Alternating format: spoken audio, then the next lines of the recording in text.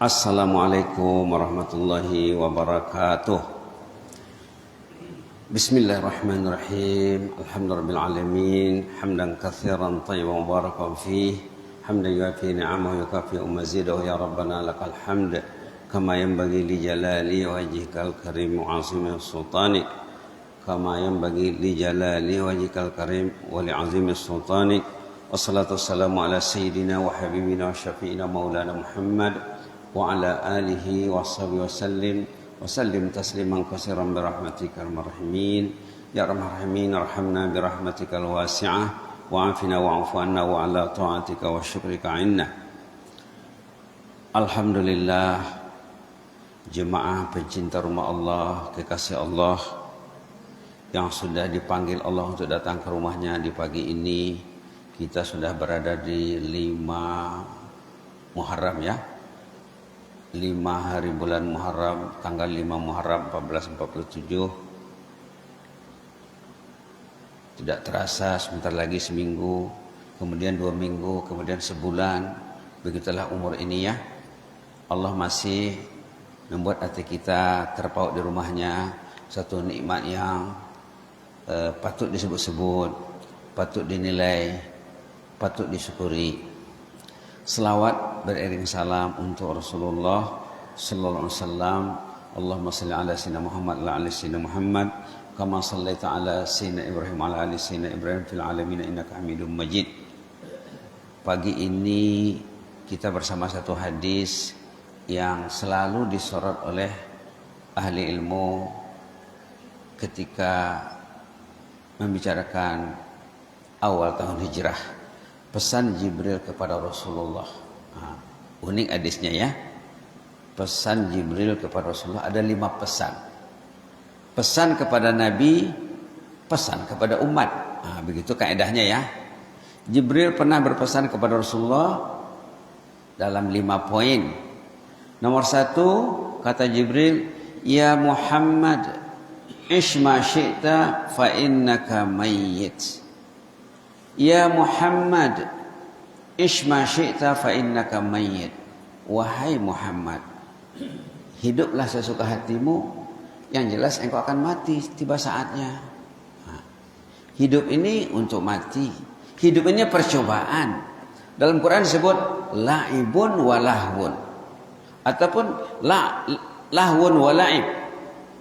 Dalam Quran disebut hidup kita ini macam permainan saja. Belum lagi hidup yang hakiki, percobaan, permulaan. Manusia menempuh 4 fasa ya. Kadang-kadang orang itu lupa. Yang kita tempuh ini 4 fasa. Tengok di awal Baqarah, kaifa takfuruna billahi wa kuntum amwata fa ahyakum summa yumitukum summa yuhyikum summa ilaihi turja'un. Ayat 28 surat Al-Baqarah halaman 5. Kita menempuh 4 fasa. Sekarang ini fasa kedua ini. Ada 2 fasa lagi. Ini fasa kedua. Dalam ayat tadi dikatakan kuntum amwata. Dulu kita dianggap mati waktu belum lahir. Begitu menurut pandangan Al-Qur'annya. Summa ahyakum. Kemudian kita hidup sekarang ini fasa kedua. Summa yumitukum. Tiba saat nanti akan mati. Tsumma yuhyikum. Kemudian kita akan hidup lagi. Itu baru hidup hakiki. Tsumma ilaihi turja'un. Kemudian kita akan kembali di fasa yang terakhir, akan kembali kepada Allah. Waktu hidup kita bersama Allah. Waktu hidup kita dijaga Allah. Mau ke masjid, tanda orang itu dijaga Allah. Tak ke masjid, dijaga juga, tapi tidak maksimal penjagaannya. Dalam hadis ditegaskan orang yang dekat hatinya ke masjid, hidup matinya akan dijaga Allah. Kita nak mengurus hidup saja susah, apalagi mengurus mati. Nak hidup saja susah, apalagi nak bertarung dengan maut. Apalagi nanti di alam kubur. Apalagi di padang mahsyar yang dikatakan dalam hadis, dalam Quran juga 50.000 tahun di sana. Khamsina alfasana. Tidak kita pikirkan. Itu maka Jibril memperingatkan, Ish ma syi'ta fa innaka mayyit. Hiduplah sesuka hatimu, yang jelas engkau akan mati. Artinya pikirkanlah saat kita nak mati. Jangan hidup saja. Jangan fisik saya yang diurus. Makan, minum, pakaian, perumahan, kendaraan. Untuk suami, untuk istri. Rohaninya tidak dipikirkan. Rohani tidak akan mati. Fisik akan berakhir. Kalau kita hanya mengurus fisik saja, badan saja, berarti kita mengurus urusan yang temporary, sementara. Ish ma syi'ta fa innaka mayyit. Hiduplah sesuka hatimu, yang jelas engkau akan mati, kata Jibril kepada Rasulullah. Pertama itu ya. Yang kedua, wa'mal ma syi'ta fa innaka majziyum bih. Wa'mal ma syi'ta fa innaka majziyum bih. Buatlah sesuka hatimu, engkau akan dibalas. Mau dia ke masjid, balasannya keampunan Allah, rahman Allah, pahala yang tidak dapat dikira, Pak. Tidak dapat dikira. Wa'mal ma syi'ta fa innaka majziyum bih. Buatlah sesuka hatimu, engkau akan dibalas. Tidur dia waktu subuh, dibalas juga. Balasnya siang harinya tidak menentu. Biasanya orang yang rajin ke masjid dengan ilmu, dan orang yang tidak ke masjid di pagi hari, hidup orang ke masjid itu lebih terurus tuh. Orang yang mau baca Quran, mau dia baca Quran dengan tak baca Quran, yang baca Quran itu lebih terurus hidupnya. Mau menambah pengajian, menambah ilmu, mendengar pengajian, yang mendengar pengajian itu akan lebih terurus ilmunya, lebih terurus dan lebih terarah. Yang jauh dari Quran, jauh dari masjid, jauh dari ilmu, hidupnya meraba-raba, membabi buta, tidak tentu. Tiba-tiba datang ajal, baru ke masjid dibawa jenazahnya. Waktu hidup nampak tak nampak jalan ke masjid. Na'udzubillah ya. Kita memang selalu sorot tentang masjid ni Pak ya, supaya cinta kita kepada masjid itu bertambah. Pesan kedua, wa'mal ma syi'ta fa innaka majziyum bih. Beramallah sesuka hatimu. Nak ke masjid ke? Nak tidur ke? Kamu akan dibalas Allah. Na'udzubillah. Nak mengaji, nak baca Quran. Kalau kita baca Quran, pikiran kita akan tentram. Kalau baca Quran di rumah dengan suami, dengan istri. Kalau bapak sempat baca Quran dengan keluarga di rumah, datang malaikat ke sana Pak. Meliput aktivitas bapak dengan keluarga. Kemudian Allah memberi keampunan untuk ahli keluarga secara gratis. Bak kata orang, ibarat mendapat dunia runtuh. Wa'mal ma syi'ta fa innaka majziyum bih. Beramallah sesuka hatimu, engkau akan dibalas. Artinya apa? Jangan berbuat sesuka hatimu. Ingatlah balasan Allah. Perintah itu harus difahami makna di sebalik perintah. Berbuatlah sesuka hatimu, engkau akan dibalas. Artinya apa? Janganlah sesuka hatimu. Kalau azan berkumandang, dengarlah, sahutlah. Penuhilah. Jangan tak disahut. Na'udzubillah. Summa na'udzubillah. Pesan ketiga, wa ahbib man syi'ta fa innaka mufariquh. Cintailah insan kesayanganmu, yang jelasnya engkau akan berpisah satu saat nanti. Cintailah istri, cintailah suami, cintailah anak, cintailah teman, yang jelas engkau akan berpisah nanti. Maka binalah seni pergaulan yang saat kita berpisah tidak ada masalah dengan istri. Kalau suami yang duluan, yang ditinggalkan oke, yang pergi pun selamat. Kenapa? Karena suaminya telah mendidik istrinya, telah mendidik keluarganya. Suami yang tidak mendidik istri, ayah yang tidak mendidik keluarganya, Ibu bapak yang tidak menterbiah anaknya, kalau dia mati, dosanya hidup. Kalau anak dididik dengan baik, suami istri kerjasama dalam ketaatan, saling bahu-membahu, istri mau membangunkan suaminya untuk tahajud. Suami senang kalau dibangunkan istrinya untuk tahajud. Suami senang kalau diingatkan istrinya untuk ke masjid. Kalau suami membangunkan istri.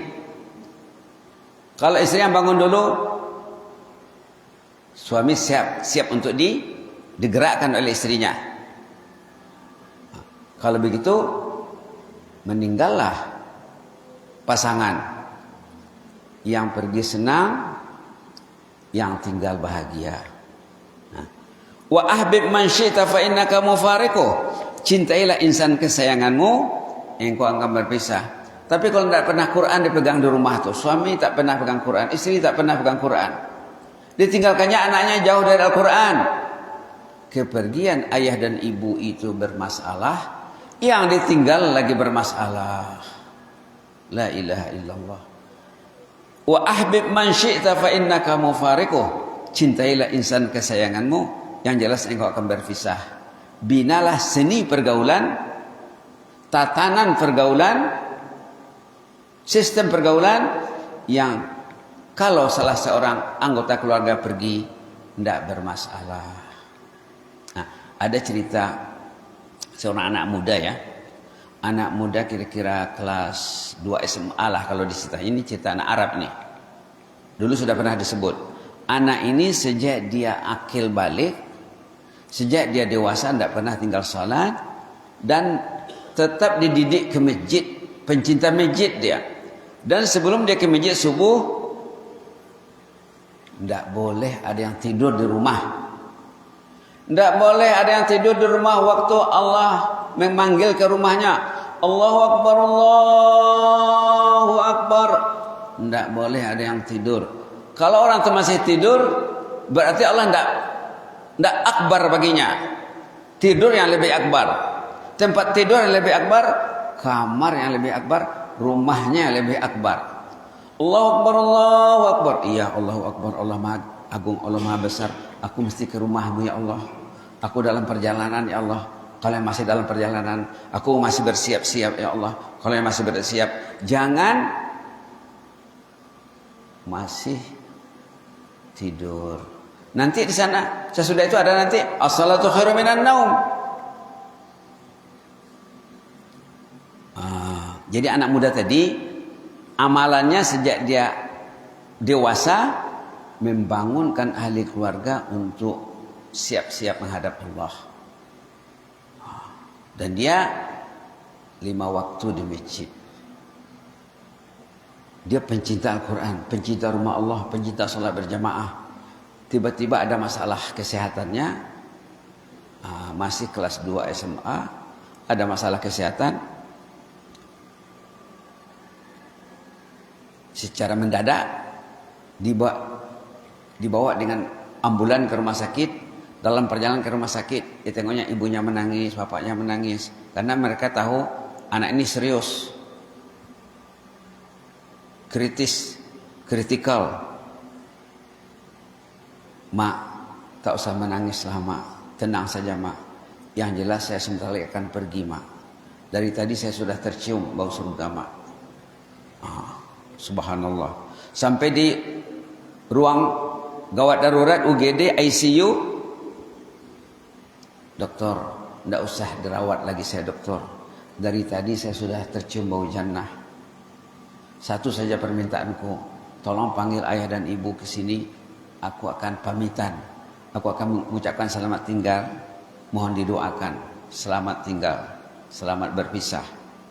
Dipanggillah ayah dan ibunya, sampailah di ruang dia dirawat. Setelah dia minta maaf, minta izin, dia bersyahadat dengan terang dan jelas, didengar oleh dokter, didengar oleh jururawat, didengar oleh ayah dan ibunya, sambil dia mengacungkan tangannya, asyhadu an la ilaha illallah. Begitu Pak ya. Mereka mendidik anaknya. Cerita ini, kisah benar ini ditulis oleh dokter yang merawat dalam bukunya Kesaksian Seorang Dokter yang banyak jual di Shopee, yang patutnya ada di rumah setiap orang pencinta surga. Kesaksian Seorang Dokter, karya Dr. Abdul Aziz Al-Jubair, dokter pakar bedah jantung di rumah sakit militer Saudi Arabia, kota Riyadh ya, di ibu negeri Saudi. Di rumah saja dia merawat jantung, dan dia di luar jam kantor dia dari masjid ke masjid merawat hati dan merawat jantung. Yang keempat, sudah 3 tadi Pak ya. Yang keempat, wa'lam anna syarafal mu'min salatuhu bil lail. Pesan Jibril kepada Rasulullah, ketahuilah wahai Muhammad, katanya, ketahuilah ya Muhammad, kemuliaan orang itu kalau dia salat malam. Salat malam tuh bagi orang-orang dulu ya, dilihatnya wajib terhadap dirinya. Kemuliaan orang itu statusnya, harga dirinya berhubungan dengan qiyamul lail, sembahyang malam. Sembahyang malam. Orang yang mau salat malam, qiyamul lail, banyak masalah hidup yang akan selesai baginya. Orang yang masih belum lagi salat malam, banyak kekusutan hidup yang tak akan selesai. Termasuk kesehatan fisik juga ya, kesehatan jasmani. Wa'lam anna syarafal mu'min salatuhu bil lail. Ketahuilah bahwa kemuliaan orang itu, kedudukannya di sisi Allah, martabatnya di sisi Allah kalau dia berqiyamul lail. Karena Allah lewat tengah malam membangunkan hambanya. Allah memanggil hambanya untuk bangun.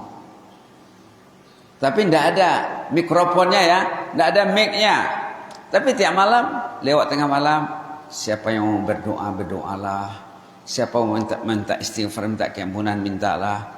Siapa ingin bertobat, bertobatlah. Himbauan Allah setiap malam. Jadi maka di sini dikatakan status orang itu, harga dirinya dilihat kepada qiyamul lailnya. Agenda orang beriman sebelum dia ke masjid mesti ada bersama Allah di atas sejadah di rumahnya, sama ada setengah jam, 1 jam, atau dia bangun umpamanya jam 2, kemudian dia sholat, kemudian dia tidur lagi. Sebelum azan subuh dia sudah bangun lagi. Ada banyak pilihannya Pak ya. Terakhir, yang kelima, wa'izzuhu istighnahu anin nas.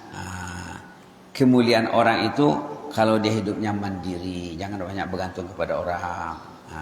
Ini mengajak kita hidup mandiri ini Pak ya. Bergantung kepada kemampuan diri sendiri, tapi bukan maknanya kita tidak minta tolong sama orang. Ada masalahnya, ada kasus-kasusnya, ada masalahnya, kadang-kadang kita perlu kepada bantuan orang lain juga. Tapi pada dasarnya katanya kemuliaan orang itu kalau dia bisa hidup sendiri, kalau dia mampu membuat sesuatu dengan sendirinya, tak perlu bergantung kepada orang lain. Itulah dia 5 pesan Jibril. Nomor 1, hiduplah sesuka hatimu, engkau akan mati. Artinya ingatlah mati. Jangan hidup tak ingat nak mati. Yang kedua, beramallah sesuka hatimu, engkau akan dibalas. Artinya buatlah sesuatu yang kalau engkau menerima balasannya, engkau tidak bermasalah. Jangan buat perkara yang tidak baik. Yang ketiga, cintailah insan kesayanganmu, yang jelasnya engkau akan berpisah. Binalah seni pergaulan, seni kehidupan bersama keluarga, yang nanti orang itu akan bahu-membahu, bantu-membantu waktu hidup dan sesudah meninggal. Yang keempat, rebutlah qiyamul lail, itulah harga diri Anda, kata Jibril. Kata Jibril, orang dulu pernah cerita orang saleh nih ya, ketemu di pagi hari, katalah si Alif dengan si Ba, dia pergi ke rumah temannya si Ba. Si Alif berangkat ke rumah temannya si Ba, sampai di rumah tuan rumah Didapatinya tuan rumah menangis. Pak, kok menangis pagi-pagi hari ini, Pak? Adakah Bapak mendengar berita keluarga, ada ahli keluarga yang meninggal? Buah hati belahan jiwa kekasih Bapak, lalu Bapak menangis atas kepergiannya? Tidak ada yang meninggal, semua sehat walafiat. Adakah Bapak sakit? Orang lain tidak tahu gejala-gejala penyakitnya Bapak alami, hanya Bapak yang tahu. Lalu Bapak menangis kena kesakitan? Tidak, saya sehat. Kenapa Bapak menangis? Tadi malam saya tidak tahajud, saya kena marah sama Allah, saya kena blokir. Saya kena blokir, saya kena dinding, saya kena hijab, maka pintu tahajud tertutup untukku. Itulah maka saya menangis. Kenapa pintu tertutup terhajud kenapa pintu tahajud tertutup untukku, aku terblokir untuk salat tahajud? Mungkin ada kasusku dengan Allah, ada dosa. Ada dosa ya. Mungkin karena kesan dosa. Karena kesan dosanya dia terblokir. Karena kesan dosanya dia tak boleh pegang Quran. Karena kesan dosanya dia berat langkah ke masjid. Perlu buku kesan dosa, Pak ya. Itulah maka saya menangis. Mudah-mudahan tangisanku ini, air mataku ini bisa menghanyutkan dosaku. Besok malam aku bisa bertahajud lagi. Satu cerita. Cerita kedua, Imam Hasan Basri dengan jemaah. Ulama tersohor, jemaah curhat. Jemaah curhat dengan Imam Hasan Basri. Imam, kami dah siap nak tahajud. Dah disediakan air untuk berwudu. Orang dulu air disediakan bukan macam sekarang ya, buka keran saja. Kata orang Malaysia buka pipe saja. Orang dulu menyediakan dalam tempat, dalam botol, dalam bekas. Kami sudah siap air untuk salat tahajud tapi tidak terbangun.